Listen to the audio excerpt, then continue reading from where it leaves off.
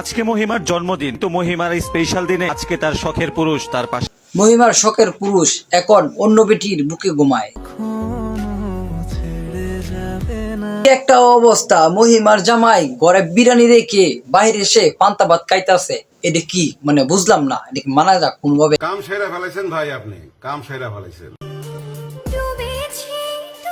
ভিডিওগুলি দেখার পরে নায়িকা মহিমার যে অবস্থা হয়েছে, এটা কি বা বুঝলাম না, এটা কি কোনভাবে মানা যা?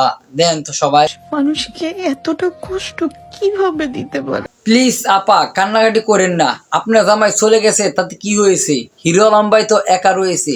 এক কাজ করেন, হিরো আলম ভাইয়ের কাছে চলে যান, তাইলে ডাবল হয়ে যাবেন। ভাইয়া হইতে চাইছিল টিকটক স্টার, খোঁজ নিয়ে দেখি কোন স্টার। আপা হইতে চাইছিল পদ্মাশীল, পরে খুঁজলে দেখি আপা হয়েছে 1 নাম্বার মেগি। যারা বলছেন মুখ ফর্সা পা কালো কেন, এইটা আবার কোয়া লাগে কমেন্ট করে। আপা তো মুখে পাউডার মেকআপ লাগাইতে পারে, পাউডার মেকআপ লাগাইতে পারে। আপনারা কি বুঝলাম না, একটু কমেন্ট সেন্স নাই? এটা তো বাবার দরকার ছিল আপনাদের। সাব্বাস গ্রামের চতুর্থ ভাই, তুমি এত সুন্দর ডান্স পারো, তাহলে তুমি ছবি করো না কেন? তুমি তো অভিনেতা হয়ে যেতে পারবা। সাকিব খান কি তোমার সাথে খাওয়া আছে? কোনভাবে খাওয়া নাই। তুমি এক কাজ করো, ছবির মধ্যে যোগ দাও।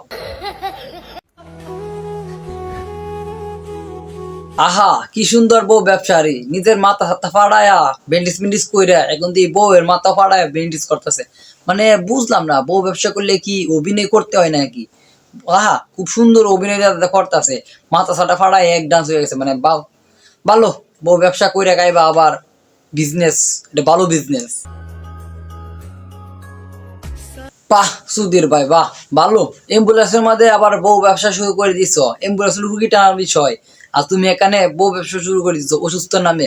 ভালো, টিকটক তো করতে হইব তোমার, মানে টাকা কামাইতে হইব না? যে কোনো পরিস্থিতি তোমার টাকা কামাইতে হবে। কোনো আত্মীয় স্বজন নাই।